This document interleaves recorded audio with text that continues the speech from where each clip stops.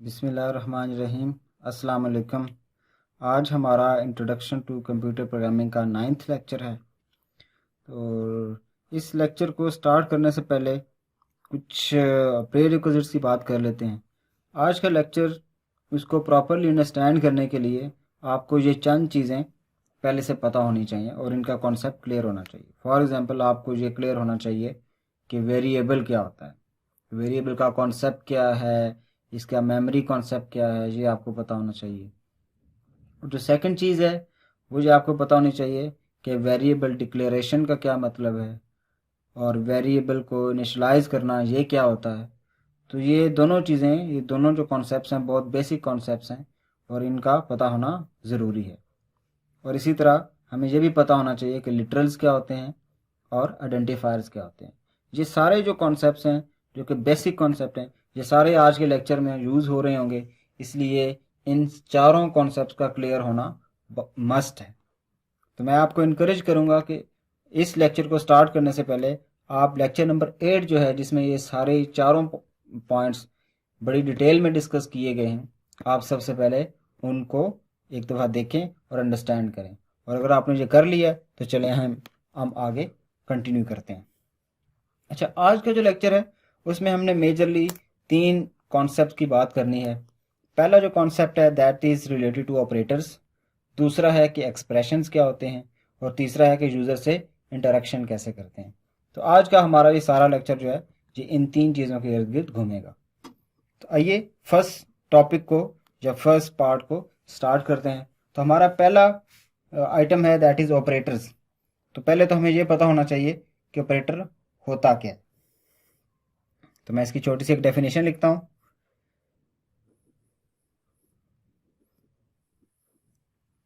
Operators are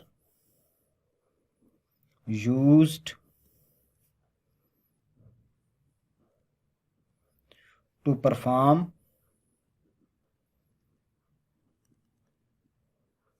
operations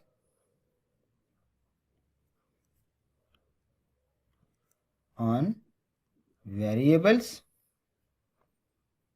and values।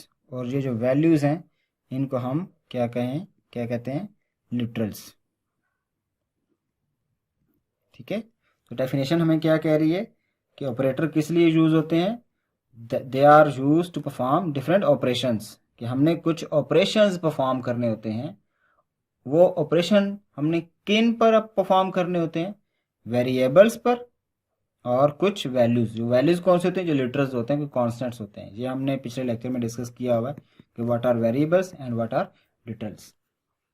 ठीक है जी, तो आपको बेसिक जो कॉन्सेप्ट है ऑपरेटर्स का वो पता चल गया। फॉर एग्जांपल जिस तरह हम मैथमेटिकल ऑपरेशंस परफॉर्म करते हैं, समटाइम हम चीज़ों में रिलेशंस फाइंड करने के लिए ग्रेटर देन, लेस देन वगैरह, ये इस तरह के ऑपरेटर्स परफॉर्म करते हैं। ये सारे वही जो मैथमेटिक्स में हम डिफरेंट ऑपरेटर्स यूज़ करते हैं, ये हम उन्हीं की बात करेंगे। तो ज़रा उनकी आज हम ये भी डिस्कस कर लेंगे कि डिफरेंट ऑपरेटर्स की टाइप्स कौन कौन सी हैं। वैसे तो हमने सारे यूज़ किए हैं मैथमेटिक्स में, लेकिन आज ज़रा उनको हम ज़रा कैटेगोरिकली देखेंगे कि वो कौन सी मेजर कैटेगरीज हैं जो कि एग्जिस्ट करती हैं, या जिन कैटेगरीज में हमने अपने ऑपरेटर्स को डिवाइड किया हुआ। तो पहली जो टाइप है जो हम डिस्कस करते हैं that is arithmetic operator.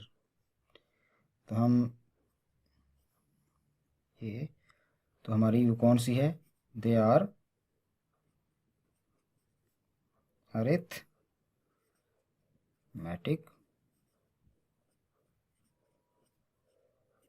Operators. ठीक है जी, तो हमारे डिफरेंट अर्थमेटिक ऑपरेटर्स होते हैं। ये हमने पहले यूज़ भी किए हुए हैं। फॉर एग्जांपल कौन कौन से हैं, ये प्लस है, ये एक अर्थमेटिक ऑपरेटर है, माइनस है, डिवीजन है, ये एक स्टार होता है, और ये परसेंटेज का एक सिंबल होता है। ये सिंबल्स हैं। इन हर सिंबल का अपना अपना एक कोई पर्पस है, वो हम लिस्ट डाउन करते हैं कि वो क्या है। कुछ चीज़ें तो हमें पहले से कुछ कॉमन सेंस से पता है कि फॉर एग्जांपल ये जो प्लस है इसका क्या मतलब है। ये जो प्लस का सिंबल है ये आपको पता है कि ये एडिशन के लिए इस्तेमाल किया जाता है। इसी तरह जो सेकंड सिंबल है माइनस वाला, इसका भी हमें पता है कि ये सब्ट्रैक्शन के लिए यूज़ किया जाता है। और ये जो डिवीजन वाला सिंबल है ये यूज़ किया जाता है डिवीजन के लिए। अच्छा, इसको स्लैश बोलते हैं, इस सिंबल को वैसे हम स्लैश बोलते हैं। और ये जो स्टार का सिंबल है ये आपने मैथमेटिक्स में यूज़ तो नहीं किया। स्टार का सिंबल प्रोग्रामिंग में एक नया है, या प्रोग्रामर्स इसे मल्टीप्लिकेशन के लिए यूज़ करते हैं। तो मल्टीप्लिकेशन, ठीक है। तो ये स्टार जो है ये मल्टीप्लिकेशन, मैथ्स में हम मल्टीप्लिकेशन के लिए वो क्रॉस या जो एक्स का एक सिंबल यूज़ करते थे या डॉट यूज़ करते थे, लेकिन प्रोग्रामिंग के अंदर हम हमेशा ये स्टार का सिंबल यूज़ करेंगे। और जो लास्ट है ये वाला सिंबल जिसे हम परसेंटेज का सिंबल कहते हैं, ये रिमाइंडर फाइंड करने के लिए हम यूज़ करते हैं।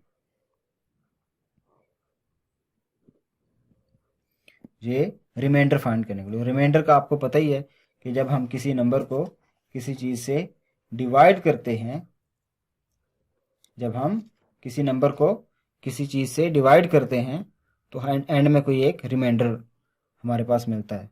हम कुछ एग्जांपल्स करते हैं, उससे आपको ज़रा क्लियर हो जाएगा। ओके, तो एग्जांपल्स हैं अर्थमेटिक ऑपरेटर्स की, हम वो ज़रा डिस्कस करते हैं। तो फॉर एग्जांपल हम कुछ स्टेटमेंट्स देखते हैं कि लेट्स से हमारे पास एक कॉस्ट है। ये कॉस्ट एक वेरिएबल है, हमने कोई एक वेरिएबल बनाया या वेरिएबल डिक्लेयर किया जिसके अंदर हमने किसी चीज़ की कॉस्ट सेव की हुई है, और अब हम उस कॉस्ट के अंदर कोई टैक्स ऐड करना चाहते हैं। तो हम ऐसे ये परफॉर्म कर सकते हैं। तो हमारे पास कोई भी कॉस्ट हो सकती है, ये दो वेरिएबल्स मैंने यूज़ किए हैं और इन वेरिएबल्स के सेंटर में एक प्लस का सिंबल लगा दिया ताकि ये पता चल सके ये दोनों ऐड हो रहे हैं। इसी तरह हमारे पास एक और वेरिएबल हो सकता है, लेट्स से हम कहें कि एक टोटल है और टोटल में से मैंने टैक्स माइनस कर दिया, तो ये भी एक एक्सप्रेशन हो सकता है या एक स्टेटमेंट हो सकती है जिसमें मैं टोटल में से एक टैक्स माइनस कर देता हूँ, तो मेरे पास कोई और वैल्यू जनरेट हो जाती है। इसी तरह ये भी पॉसिबल है कि जो कॉस्ट है उसके साथ मैं मल्टीप्लाई करूँ किसी चीज़ का रेट ऑफ ग्रोथ या रेट ऑफ टैक्स या समथिंग, कोई भी किसी चीज़ का भी रेट हो सकता है। मैं कह सकता हूँ कि कॉस्ट जो बड़ी है या मेरे पास जो कॉस्ट है उसके साथ रेट को मल्टीप्लाई कर दें। तो इन तीनों अगर आप स्टेटमेंट्स को देखें तो इसमें मेरे पास ये जो ऑपरेटर्स यूज़ हुए हैं ये दो डिफरेंट वेरिएबल्स पर अप्लाई हुए हैं। इसी तरह मैं ये भी कर सकता हूँ, मैं कह सकता हूँ कि टोटल का जो वेरिएबल है उसको 2 से डिवाइड कर दें। तो अब इस एक्सप्रेशन में या इस स्टेटमेंट में मैंने क्या किया हुआ है, एक वेरिएबल को मैंने डिवाइड किया है एक लिटरल से, और ये लिटरल कौन सा है, ये इंटीजर टाइप का लिटरल है, ठीक है जी। और इसी तरह मैं ये एक वैल्यू ले सकता हूँ, एक वेरिएबल है वैल्यू, और उसको मैंने %5 कर दिया। तो इससे क्या हुआ, वो मुझे रिमाइंडर बता देगा कि इसका रिमाइंडर क्या है, ठीक है जी। तो वैल्यू का मैंने जब 5 से रिमाइंडर लिया तो जो भी उसका रिमाइंडर निकलेगा, वैल्यू के अंदर जो भी डेटा पड़ा होगा वो उसका रिमाइंडर निकल आएगा। फॉर एग्जांपल छोटी सी एग्जांपल लेता हूँ ताकि रिमाइंडर वाला पॉइंट क्लियर हो जाए कि लेट्स से मेरे पास वैल्यू में, लेट्स से मेरे पास एक वेरिएबल है, ये हमने लास्ट टाइम बनाया था कि हम वेरिएबल को इस तरह एक रेक्टेंगल के फॉर्म में रिप्रेजेंट कर सकते हैं, और इसमें 26 पड़ा हुआ है, ठीक है जी। इसमें क्या पड़ा हुआ है, 26 पड़ा हुआ है। किसी तरह हमने सेव कर लिया हुआ है, वो इनिशलाइज किया था हमने उसको, तो उसमें 26 पड़ा हुआ है। तो अब अगर मैं इस 26 का 5 के साथ रिमाइंडर पता करना चाहूँ तो कैसे कर सकता हूँ? तो मैथमेटिकली अगर आप इसको देखें तो हम असल में 26 को 5 से डिवाइड करते हैं। तो हमें पता है कि 5 5s आर 25 और आखिर पे मेरे पास ये 1 बचेगा। ये जो 1 है, ये बड़ा इम्पोर्टेंट है। ये 1 असल में हमारा रिमाइंडर है, ठीक है जी। और ये हमें कैसे मिला है? ये असल में हमने 26 को 5 से जब डिवाइड किया तो हमारे पास एक रिमाइंडर वैल्यू आ गई, ठीक हो गया। तो ये 5 कैसे जनरेट हो सकता है? फॉर एग्जाम्पल मेरे पास अगर वैल्यू 26 है तो ये 5, इसको हम क्वोशंट बोलते हैं। ये क्वोशंट है, ये जो 5 है ये क्वोशंट है और ये रिमाइंडर है। ये 5 कैसे जनरेट हो सकता है? अगर मैं वैल्यू को 5 से सिंपल डिवाइड कर दूं तो मेरे पास ये आंसर आ जाएगा। और अगर मैं इस 25 को या वैल्यू को 5 से परसेंटेज ले लूं तो मेरे पास रिमाइंडर आ जाएगा। तो इस तरह ये वैल्यू का 5 से रिमाइंडर ले सकते हैं, तो आप किसी नंबर से भी रिमाइंडर ले सकते हैं, ठीक हो गया। अच्छा, कुछ हमारे पास स्पेशल किस्म के कुछ ऑपरेटर्स होते हैं जो कि अर्थमेटिक ऑपरेटर्स ही होते हैं, ज़रा हमें उनको भी डील करना चाहिए, पता होना चाहिए। तो कुछ ज़रा हम उनको भी देखते हैं। तो वो जो स्पेशल ऑपरेटर्स हैं वो कौन कौन से हैं? तो देयर आर 2 स्पेशल ऑपरेटर्स। एक को हम कहते हैं प्लस प्लस और दूसरे को हम कहते हैं माइनस माइनस। अच्छा, ये मैथमेटिक्स में एग्जिस्ट नहीं करते, ये प्रोग्रामिंग में एग्जिस्ट करते हैं सिर्फ। तो ये जो प्रोग्रामर्स हैं ये उन्होंने अपने लिए बनाए हुए हैं, तो इनका कोई ख़ास नाम भी है और ख़ास पर्पस भी है। ये जो प्लस प्लस है इसको हम बोलते हैं इंक्रीमेंट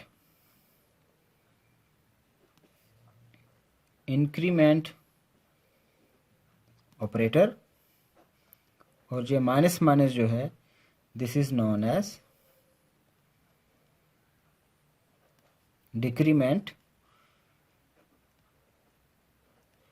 ऑपरेटर, ठीक हो गया।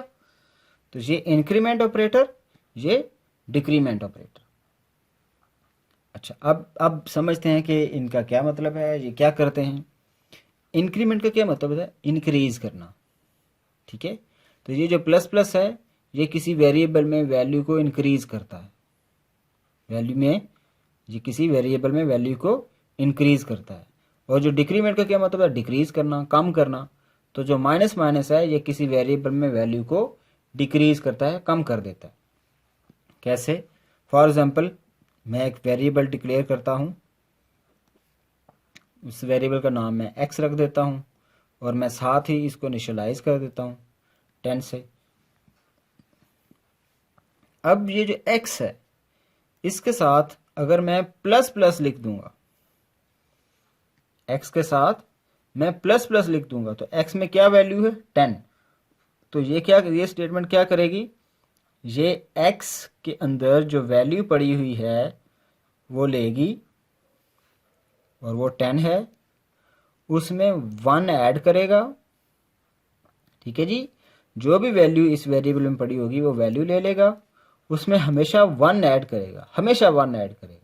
ये जो इंक्रीमेंट ऑपरेटर है ये हमेशा 1 का इंक्रीमेंट करता है। ये जब भी वैल्यू इंक्रीज करनी है तो ये सिर्फ एक वैल्यू इंक्रीज करता है या 1 नंबर की वैल्यू इंक्रीज करता है। इसी तरह जो डिक्रीमेंट है वो हमेशा एक वैल्यू डिक्रीज करता है। तो मैंने 10 लिया क्योंकि मेरे वेरिएबल में 10 पड़ा हुआ था, उसमें 1 मैंने ऐड किया और इसका जो आंसर आएगा वो 11 आएगा। इस आंसर को मैं वापस x में ही स्टोर कर दूंगा, ठीक हो गया। तो इसने बेसिकली 2 काम किए। इस प्लस प्लस ने पहले एक वैल्यू ऐड की, ठीक है जी, वेरिएबल के अंदर से वैल्यू ली, उसमें 1 ऐड किया और सेकंड पॉइंट इसने क्या किया? इसने स्टोर कर दिया इसको वापस उसी वेरिएबल के अंदर। तो पहला क्या है? इंक्रीमेंट किया। दूसरा स्टेप इसने क्या किया? इसने वापस उसी वेरिएबल में स्टोर कर दिया।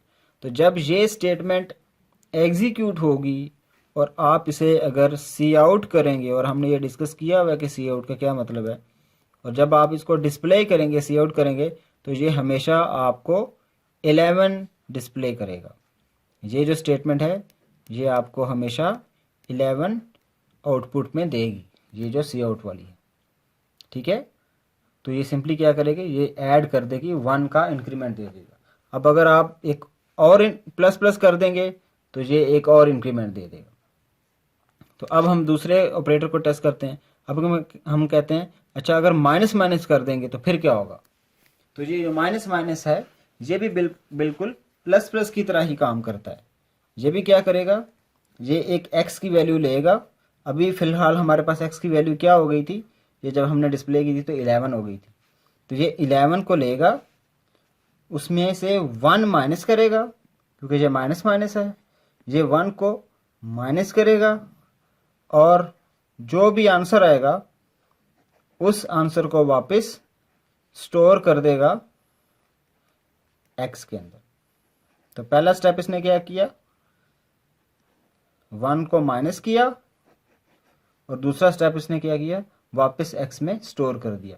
तो प्लस प्लस और माइनस माइनस में दो स्टेप परफॉर्म होते हैं, या तो इंक्रीमेंट होगा प्लस प्लस होगा, जब प्लस प्लस होगा तो 1 ऐड होगा, माइनस माइनस होगा तो 1 माइनस करेंगे। और दूसरा जो स्टेप है वो दोनों में कॉमन है कि वापस उसी वेरिएबल में डेटा स्टोर करेंगे। तो अब अगर आप यहाँ सी आउट करेंगे x तो आपको आंसर जो मिलेगा वो 10 मिलेगा। ठीक हो गया। तो ये जो हमारे कुछ स्पेशल ऑपरेटर्स थे जिन्हें हम इंक्रीमेंट ऑपरेटर्स कहते हैं या डिक्रीमेंट ऑपरेटर्स कहते हैं, ये बहुत ज़्यादा हम इनको यूज़ करेंगे, इनका कॉन्सेप्ट हमें क्लियर होना चाहिए। तो अब हम अगली टाइप के ऑपरेटर की तरफ जाते हैं और उसको डिस्कस करते हैं कि वो कौन सा है।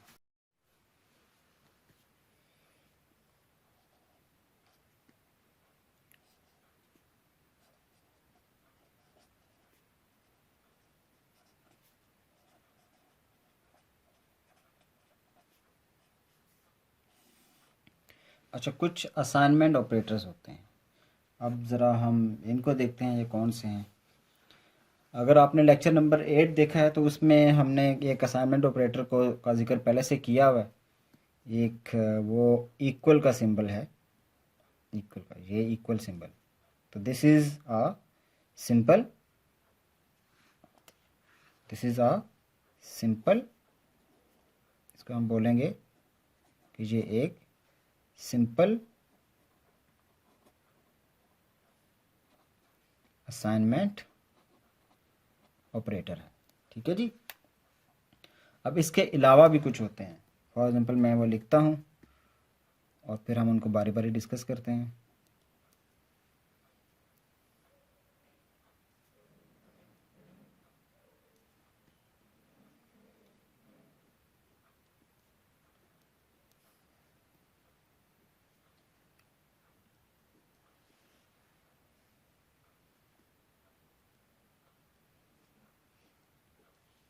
ठीक है जी, ये हैं चंद सिंपल।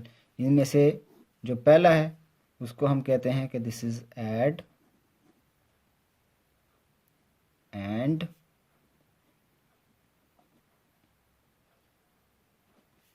Assignment operator. ये जो है सब्ट्रैक्ट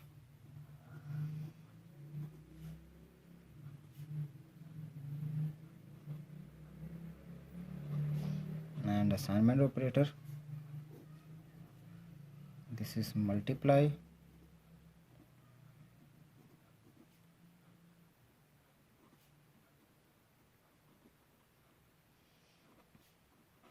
and assignment operator.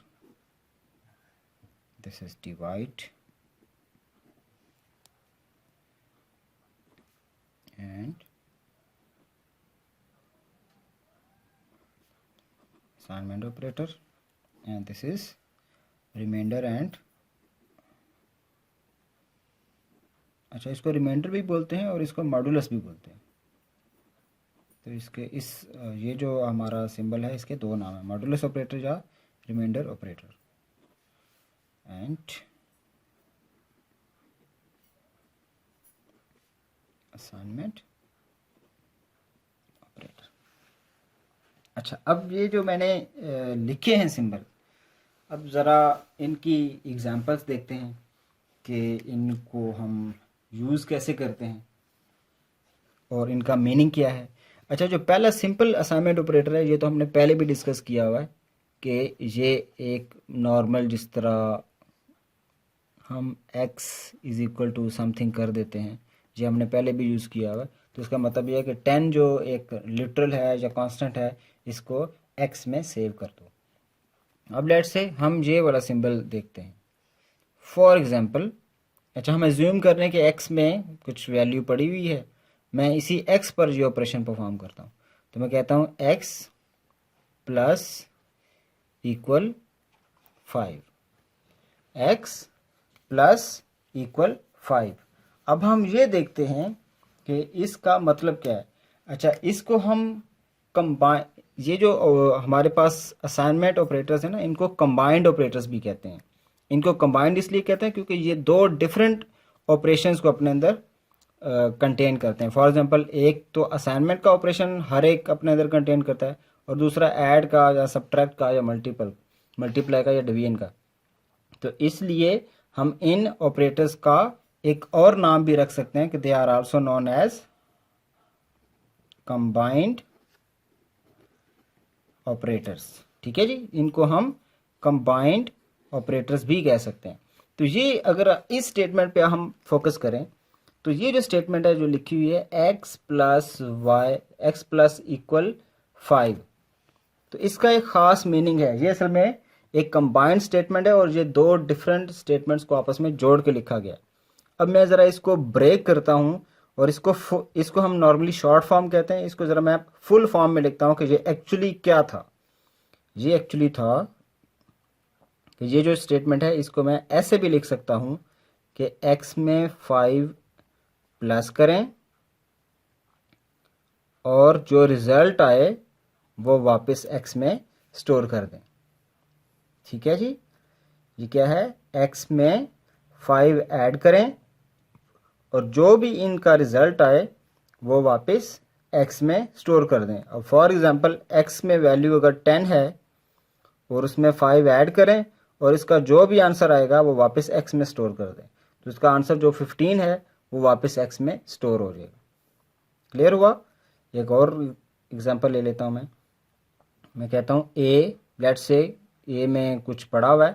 पहले से मैं एक a वेरिएबल ले लेता हूँ जिसमें 0 लेट्स से सेव है, और मैं कहता हूँ a प्लस इक्वल 30। तो इसका क्या मतलब है, इसको अगर मैं मज़ीद ओपन करके लिखूं तो ये क्या है, this is actually a is equal to a plus 30, कि a में जो वैल्यू पड़ी हुई है उसमें 30 ऐड करो और वापस a में स्टोर कर दो। तो ये शॉर्ट फॉर्म है, ये वाली शॉर्ट फॉर्म है, और इस शॉर्ट फॉर्म को हम फुल फॉर्म के अंदर ऐसे लिखते हैं। तो ये असल में कंप्लीट फॉर्म है और इसमें दो ऑपरेशन हो रहे हैं, एक ये एडिशन वाला और दूसरा ये असाइनमेंट वाला। इसलिए हम इसे कंबाइंड ऑपरेटर भी, कंबाइंड ऑपरेटर या असाइनमेंट ऑपरेटर भी कहते हैं, जिसमें ऐड भी हो रहा है और असाइनमेंट भी हो रही है। तो इसी पैटर्न पे अब ये जो माइनस इक्वल है, लेट से मैं कहूँ कि x माइनस इक्वल 5, तो इसका क्या मतलब होगा, बिल्कुल आप सही समझ गए हैं कि हम कहेंगे x is equal to x minus 5।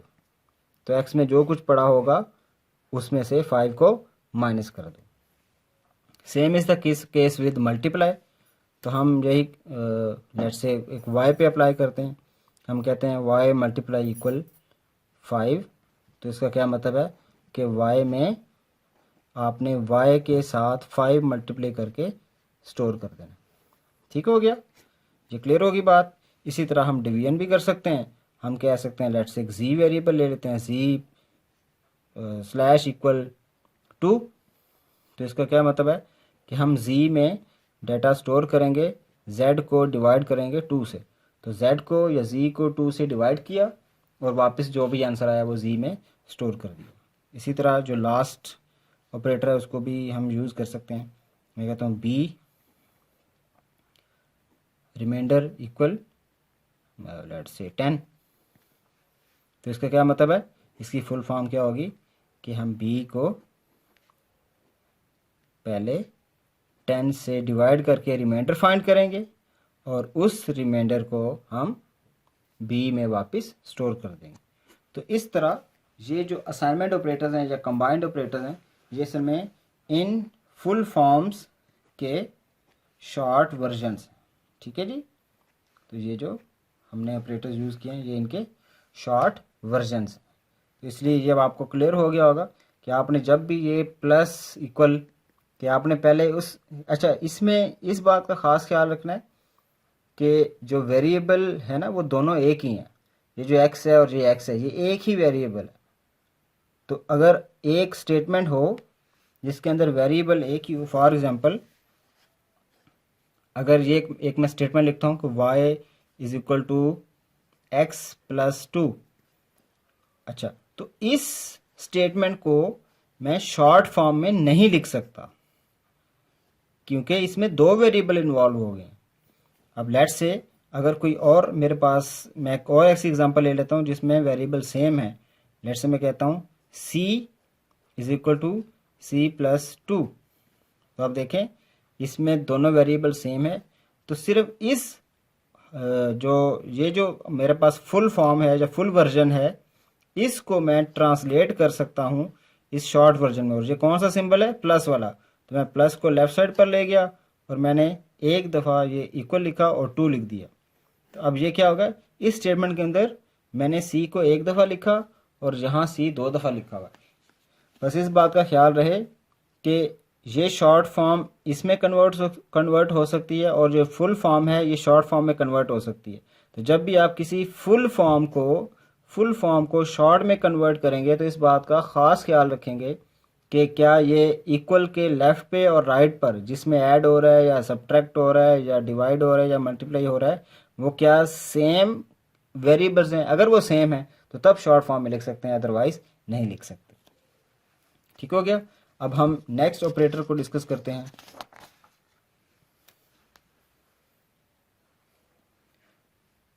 और नेक्स्ट टाइप है दैट इज रिलेशनल ऑपरेटर्स।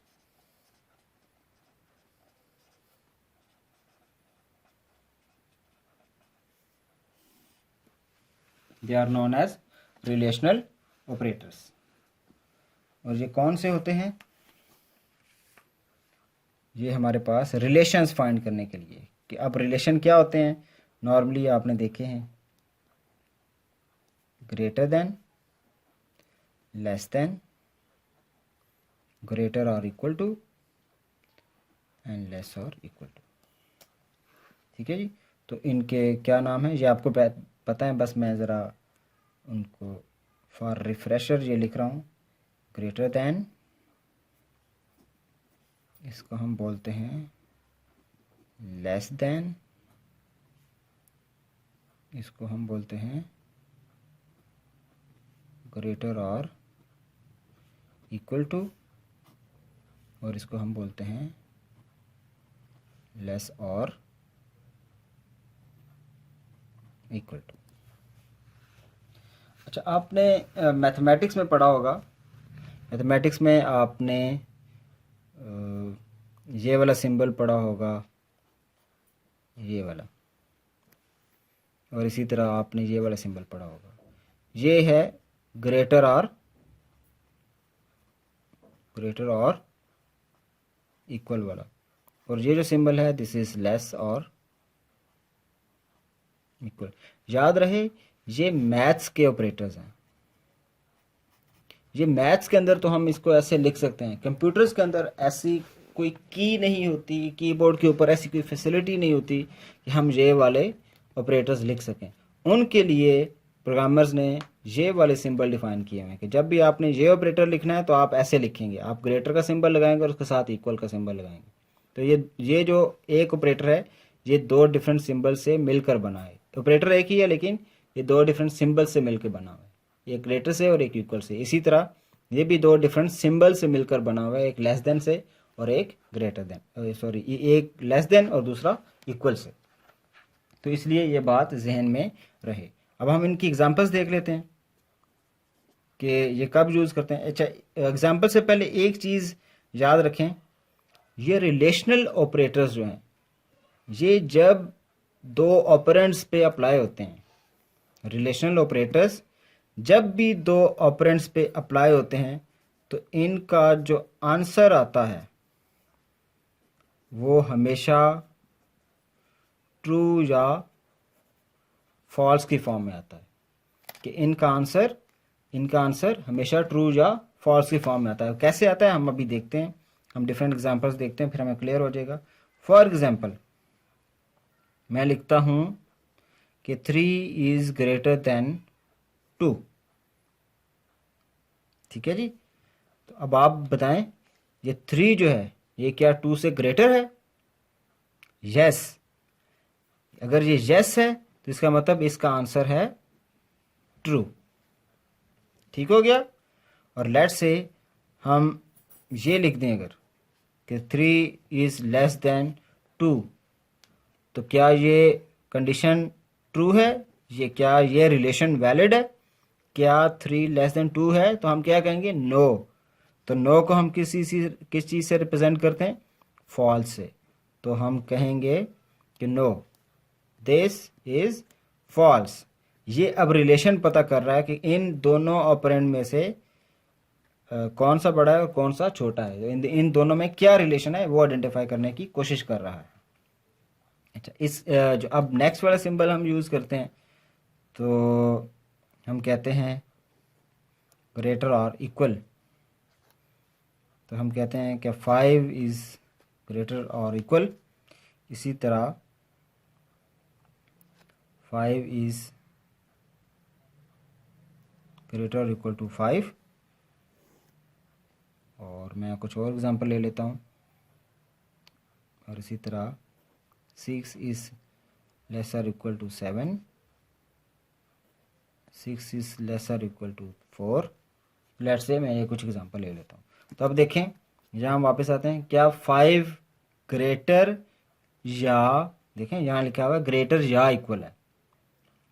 यहाँ सिर्फ ग्रेटर था या लेस था, यहाँ ग्रेटर या इक्वल, क्योंकि या इक्वल भी हो सकता है और ग्रेटर भी हो सकता है।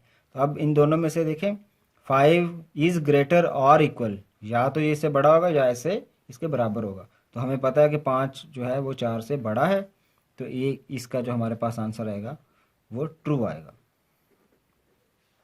ठीक हो गया जी। तो इसका आंसर हमारे पास ट्रू आया। अब 5 क्या बड़ा या इक्वल है 5 से? बड़ा तो नहीं है लेकिन इक्वल है, बड़ा तो नहीं है लेकिन इक्वल है, इसका मतलब इसका आंसर भी ट्रू आएगा। ठीक। इसी तरह आप 6 जो है, क्या 6 छोटा या इक्वल है 7 से? लेस देन और equal to? Yes, this is also true. अच्छा, अब क्या 6 लेस और इक्वल है? क्या छोटा है या इक्वल है? नहीं, तो दोनों केसेस ही हमारे पास गलत हैं, तो हम कहेंगे कि दिस इज फॉल्स। तो इस तरह ये हमारे जो ऑपरेटर्स हैं ये डिफरेंट ऑपरेंड्स पर अप्लाई होते हैं। अच्छा, जो मैंने ऑपरेटर्स यूज़ किए हैं वो कॉन्स्टेंट्स के दरमियान में यूज़ किए हैं। तो ये कॉन्स्टेंट्स हम इनको लिटरल्स कहते हैं। तो ये ज़रूरी नहीं है कि हमेशा लिटरल्स ही यूज़ होंगे या कॉन्स्टेंट्स ही यूज़ होंगे, हम डिफरेंट वेरिएबल्स भी ले सकते हैं। हम कह सकते हैं क्या A is greater than B, या A is less than B, या ए इज़ ग्रेटर और इक्वल टू बी, या ए इज़ लेस और इक्वल टू बी। तो हम ये वाले जो ऑपरेटर्स हैं इनको वेरिएबल्स के साथ भी कंबाइन कर सकते हैं, ताकि पता चल सके कि ए और बी का आपस में क्या रिलेशन है। क्या ए बी से बड़ा है? अगर ए में, अब ये देखें ना, ए बी से कैसे बड़ा हो सकता है? हमें ए में वैल्यूज, ए वेरिएबल है ना, तो इसमें कोई ना कोई वैल्यू सेव करनी पड़ेगी। और इसी तरह हम कहेंगे कि बी के अंदर हमने लेट से 7 स्टोर किया हुआ है, तो ए के अंदर 6 स्टोर किया हुआ है, बी के अंदर 7 स्टोर किया हुआ है। तो अब हम इन दोनों वैल्यूज़ को असल में देखेंगे। तो ये जो वेरिएबल्स हैं, ये जब इस एक्सप्रेशन को वैल्यूएट करेंगे तो इन वेरिएबल्स की वैल्यू देखी जाएगी। तो ए में क्या पड़ा हुआ है? 6, और बी में है 7। क्या 6 7 से बड़ा है? तो आप कहेंगे नो। तो जब इसका आंसर नो आएगा तो आप क्या लिखेंगे? तो दिस इज फॉल्स। अब क्या ए बी से छोटा है? तो यस, तो इसका आंसर आएगा ट्रू। तो क्या ए बी से बड़ा या उसके इक्वल है? तो हम कहते हैं नहीं जी, ऐसा तो नहीं है, इसका आंसर भी फॉल्स आएगा। और इसका हमें पता कि a lesser equal to b है, तो इसका आंसर हमेशा ट्रू आएगा। तो इस तरह हम इन रिलेशनल ऑपरेटर्स को लिटरल्स के साथ भी कंबाइन कर सकते हैं और हम वेरिएबल्स के साथ भी इनको कंबाइन कर सकते हैं। तो अब हम नेक्स्ट वाले ऑपरेटर्स की बात करते हैं।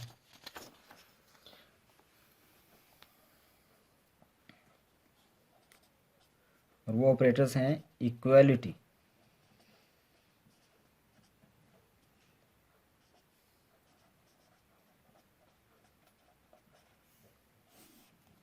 अच्छा, इक्वालिटी ऑपरेटर्स कौन से हैं?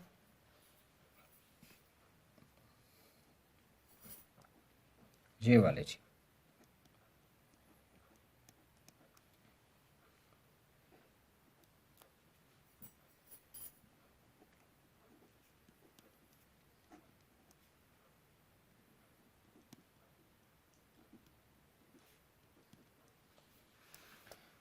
ओके जी, इसमें देखें ज़रा, मैथ्स में हम देखते हैं कि जब भी हमने दो चीज़ों को, मैथ्स कहती है कि जब भी आपने दो चीज़ों को कंपेयर कराना होगा तो आप ये लिखेंगे कि a is a plus b, या इसको मैं डी प्लस बी कर देता हूँ ताकि तो दो डिफरेंट चीज़ें हो जाए। तो मैथ्स हमें क्या कहती है कि जब भी आपने दो चीज़ों को कंपेयर कराना हो तो आप एक इक्वल का साइन लगाते हैं और आप कहते हैं जी ये दोनों साइड्स आपस में बराबर हैं, इक्वल। लेकिन यही काम जब हमने इक्वालिटी चेक करनी हो तो इसको हम कहते हैं इक्वालिटी। तो जब हमने इक्वालिटी चेक करनी हो प्रोग्रामिंग के अंदर, तो ये जो इक्वल का सिंबल है ये यूज़ नहीं कर सकते। उसकी वजह क्या है? क्योंकि हमने ये सिंगल इक्वल जो है ये ऑलरेडी असाइनमेंट ऑपरेशन परफॉर्म करने के लिए रिजर्व किया हुआ है। तो उसको इक्वालिटी चेक करने के लिए चेक नहीं, आप यूज़ नहीं कर सकते कि, इसलिए फिर हम उसके लिए क्या करते हैं, हम प्रोग्रामिंग में डबल इक्वल का सहारा लेते हैं। हम सिंबल तो इक्वल का यूज़ करते हैं लेकिन दो दफ़ा यूज़ करते हैं, तो डबल इक्वल। तो ये जो डबल इक्वल होता है, दिस इज़ इक्वल टू। तो जो मैथ्स में सिंगल इक्वल होता है, ये प्रोग्रामिंग में डबल इक्वल वो वाला काम परफॉर्म करता है। इसलिए हम इसको कहते हैं कि ये चेक करता है कि इसके लेफ़्ट और राइट पर जो ऑपरेंड्स हैं क्या वो आपस में इक्वल हैं या नहीं। फॉर एग्जांपल मैं एक लिखता हूँ कि मैं कहता हूँ ये एक वेरिएबल ए है और मैं चेक करना चाहता हूँ क्या ये बी और ए आपस में इक्वल हैं, बराबर हैं। तो मैं ऐसे लिखूँगा, मैं a is equal to b लिखूँगा। ये याद रहे, अगर मैं a is equal to b लिख रहा हूँ इसका मतलब कुछ और है, ये इक्वालिटी नहीं है, ये इक्वालिटी नहीं है, ये असाइन होना है, ये डेटा का स्टोर होना कहलाता है कि बी की वैल्यू ए में स्टोर हो रही है। लेकिन जब मैंने चेक करना है कि ए की वैल्यू के और बी की वैल्यू के आपस में इक्वल हैं, बराबर हैं, तो मैं हमेशा डबल इक्वल लगाऊंगा। ठीक हो गया? ये बात क्लियर होगी कि डबल इक्वल। इसी तरह एक और सिंबल है, जब मैंने कहना कि ये नॉट इक्वल है, तो जब मैंने नॉट इक्वल चेक करना होगा तो मैं ये वाला सिंबल यूज़ करूँगा। और इसमें पहला सिंबल है एक्सक्लेमेशन मार्क, इसको बोलते हैं हम प्रोग्रामिंग में, इसको नॉट बोलते हैं। नॉट, प्रोग्रामिंग में इस सिंबल को हम नॉट का सिंबल कहते हैं। तो ये क्या बना, ये नॉट इक्वल हो गया। ठीक है, जब मैं ये चेक करना चाहूँगा कि a is not equal to b, a is not equal to B, तो इन दोनों एक्सप्रेशंस का या जो अगर इक्वल भी है तब भी इसका आंसर ट्रू या फॉल्स आएगा। और इसी तरह ए नॉट इक्वल टू बी है, इसका आंसर भी ट्रू या फॉल्स आएगा। और ये डिपेंड करेगा कि ए में क्या वैल्यू सेव है और बी में क्या वैल्यू सेव है। इन दोनों वैल्यूज़ की बेस पर इन दोनों स्टेटमेंट्स का आंसर आएगा। और ये ज़ाहिर है इक्वलिटी चेक करने के लिए कि जब हम ये इक्वल चेक करना चाहें, तो जब हम एग्जैक्टली चेक करना चाहें, हाँ जी ए इक्वल बी है, तो हम ये यूज़ कर लेंगे। और यही सिंबल, ये सिंबल भी यही काम करता है, ये जो नॉट इक्वल टू है ये, लेकिन ये उसका रिवर्स वर्जन है कि जो, फॉर एग्जांपल हम एग्जांपल लेते हैं कि 5 इज इक्वल टू 4 है। ठीक है जी, तो इसका आंसर क्या आएगा? मैं कह रहा हूँ जी 5 इक्वल टू 4 है, तो हम कहते हैं नो, फॉल्स है। तो ये असल में, और यही काम मैं एक इस सिंबल के थ्रू भी कर सकता हूँ, ये जो ऑपरेटर है इसके भी थ्रू भी कर सकता हूँ।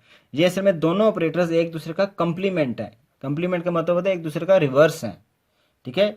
जो ये ऑपरेटर जिसको यस कहेगा, ये इक्वल इक्वल ऑपरेटर जिस चीज को यस कहेगा, उसी चीज को ये वाला ऑपरेटर नॉट इक्वल टू वाला उसको नो कहेगा।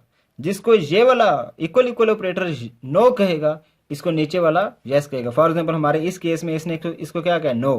5 इज इक्वल इक्वल टू 4, उसने कहा नो। लेकिन ये क्या कह रहा है कि 5 इज नॉट इक्वल टू 4, तो कहता है यस कि 5 4 के इक्वल नहीं है।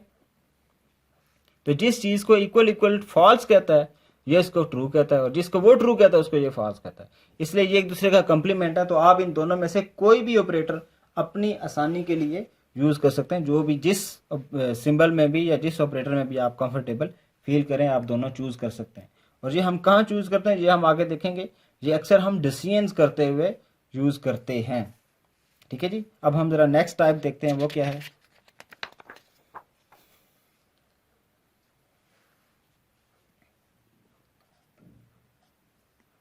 तो दैट इज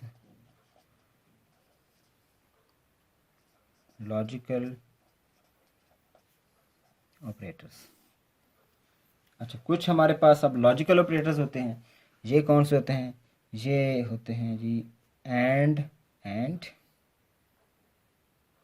और ये इस तरह एक और होता है, और ये नॉट होता है, ठीक है जी।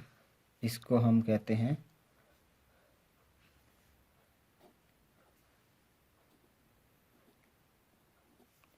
लॉजिकल एंड, इसको हम कहते हैं लॉजिकल और इसको हम बोलते हैं लॉजिकल नॉट। अच्छा, आई अज्यूम के आपने कुछ ट्रुथ टेबल्स पढ़े होंगे।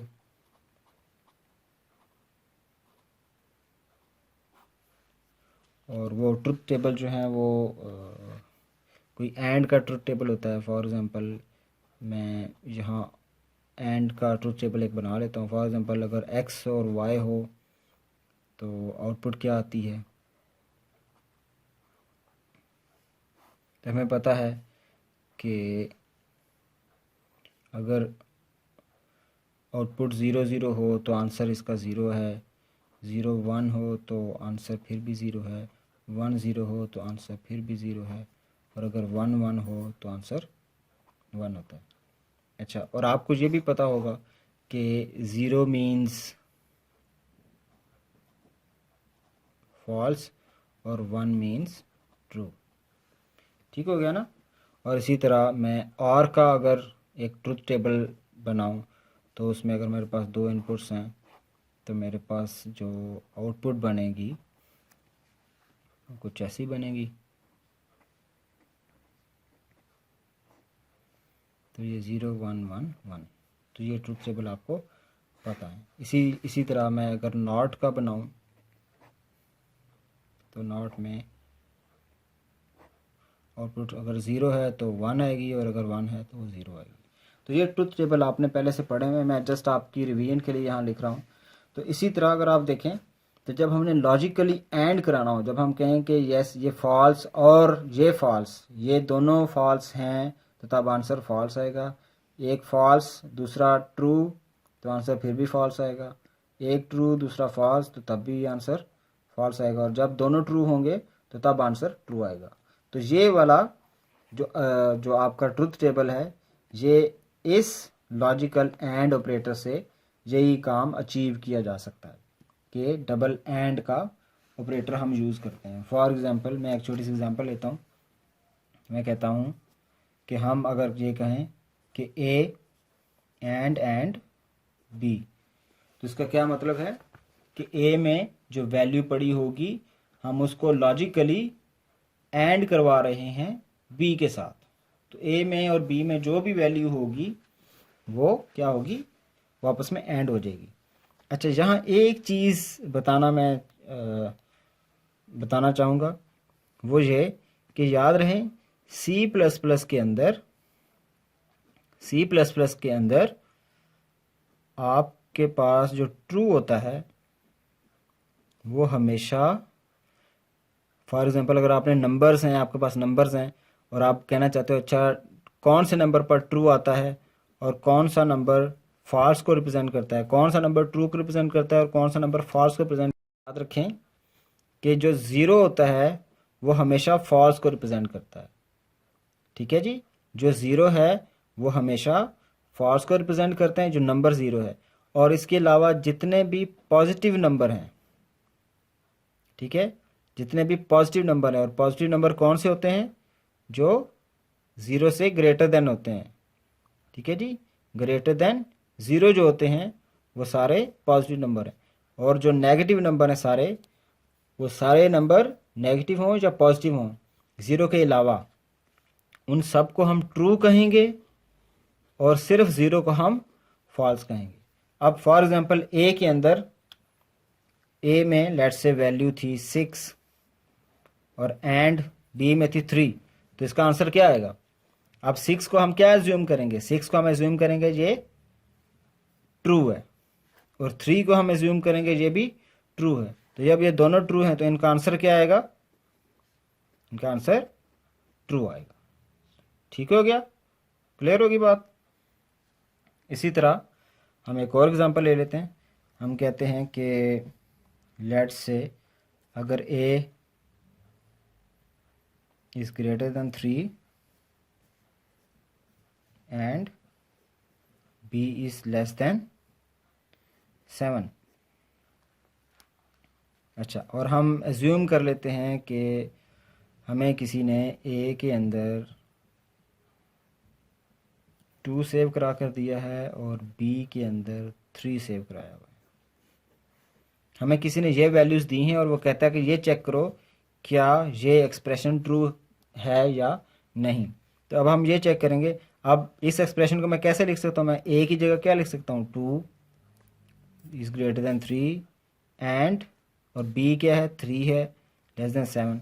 अब बताएं ये इस कंडीशन का, ये जो रिलेशनल ऑपरेटर लगा हुआ है ग्रेटर देन, इसका आंसर क्या आएगा, ये कहेगा 2 इज़ ग्रेटर देन 3, नो, तो ये क्या आएगा, फॉल्स। और एंड, और जहाँ इसका आंसर क्या आएगा, 3 इज़ लेस देन 7, यस, तो इसका आंसर आएगा ट्रू। तो अल्टीमेटली हमारे पास अगर एक फॉल्स हो और एक ट्रू हो, और अगर एक फॉल्स हो और अगर ट्रू हो तो आंसर क्या आता है, फॉल्स। तो इसका जो फाइनल आंसर आएगा वो फॉल्स आएगा। ठीक है। अच्छा, एक और एग्जांपल लेता हूँ मैं। अब मैं और की एग्जांपल ले लेता हूँ। तो फॉर एग्जांपल मैं यही, मेरे पास लेट से यही वैल्यूज़ हैं ए और बी की, और मैं कहता हूँ ए और बी। तो मेरे पास असल में क्या वैल्यू है, 2 और 3। तो ये 2 और 3 पॉजिटिव नंबर्स हैं। अच्छा, लेट से मैं थोड़ी सी देर के लिए अगर ये एज्यूम करता हूँ कि यहाँ नेगेटिव लग गया, तो एक नेगेटिव वैल्यू एक पॉजिटिव है, तो इन दोनों का क्या मतलब है, दोनों आर, बोथ आर ट्रू। ठीक है जी, तो दोनों ट्रू हैं। तो ट्रू ट्रू का आंसर और के केस में, अब मैं और देख रहा हूँ, तो दोनों ट्रू हैं तो आंसर ट्रू आएगा। तो इसको यहाँ जो आंसर मेरे पास आएगा वो असल में ट्रू आ जाएगा। ठीक हो गया, ये आंसर इसका आ जाएगा। इसी तरह लेट से मैं अगर एक छोटी सी एक्सप्रेशन ले लूँ कि a इज़ ग्रेटर देन 3 और b इज़ लेस देन 7, मैंने वही एक्सप्रेशन ले लिया। अब देखें a की वैल्यू क्या थी, 2 इज़ ग्रेटर देन 3 और b इज़ लेस देन 7, तो इसका आंसर क्या आया था, फॉल्स। और इसका आंसर क्या आया था, ट्रू। तो अब और हमें क्या कहता है, अगर एक फॉल्स हो और दूसरा ट्रू हो तो आंसर, फाइनलाइज आंसर क्या आएगा, ट्रू। तो हमारे पास जो फाइनलाइज आंसर आएगा वो होगा ट्रू। ठीक हो गया। तो अब मैं ज़रा नॉट की एग्जांपल ले लेता हूँ। तो नॉट जो होता है ये जस्ट ट्रू को फॉल्स कर देता है और फॉल्स को ट्रू कर देता है, तो ये जस्ट उसका रिवर्स होता है। अब फॉर एग्जांपल ए के साथ अगर मैं नॉट लगा दूँ तो ये क्या करेगा, ए में जो वैल्यू होगी उसको ज़ीरो कर देगा। फॉर एग्जांपल ए में अगर 2 पड़ा हुआ है तो 2 इज़ अ ट्रू वैल्यू, तो वो इसको क्या करेगा, नॉट लगाकर उसको ज़ीरो कर देगा। ठीक है, तो ये इसको ज़ीरो कर देगा, ज़ीरो मीन्स ये इसको फॉल्स कर देगा। अगर मेरी ए की वैल्यू 2 है या एनी पॉजिटिव नंबर है तो ये उसको ज़ीरो कर देगा। इसी तरह लेट से अगर मैंने ये किया हुआ है एंड बी और नॉट कर दूंगा तो ए एंड बी का जो भी आंसर आएगा, ए एंड बी का जो भी ट्रू आंसर आएगा तो ये उसको फॉल्स कर देगा, और अगर इन दोनों का आंसर फॉल्स आएगा तो ये उसको ट्रू कर देगा। ठीक है। अब फॉर एग्जांपल मेरे पास बी की वैल्यू है 3 और मैं यहाँ कहता हूँ क्या बी ग्रेटर देन 10 है और नॉट कर दिया, तो अब इसका आंसर क्या आएगा। अब बी 3 वैल्यू ग्रेटर देन 10 है, आप कहते हैं नो दिस इज फॉल्स, तो अब ये फॉल्स है और इस फॉल्स को ये नॉट क्या करेगा, ये ट्रू कर देगा, तो मेरे पास जो फाइनलाइज आंसर आएगा इसका वो ट्रू आएगा। ठीक है। तो इसके साथ ही हमें ये आइडिया हो गया कि लॉजिकल ऑपरेटर्स कैसे काम करते हैं। अब हम नेक्स्ट ज़रा टाइप देखते हैं। अच्छा, इसके साथ ही हमारे जो ऑपरेटर्स थे, जो बेसिक हमने ऑपरेटर्स डिस्कस करने थे वो एंड हो गए हैं। कुछ और भी ऑपरेटर्स होते हैं जिनको मैंने अभी स्किप कर दिया क्योंकि वो अभी हम प्रोग्रामिंग में ज़रा छोटे हैं, तो जैसे जैसे हम बड़े होते जाएंगे तो इंशाल्लाह उनको भी डिस्कस करेंगे। तो फ़िलहाल जो ऑपरेटर्स हमने डिस्कस करने थे वो सारे हमने कर लिए।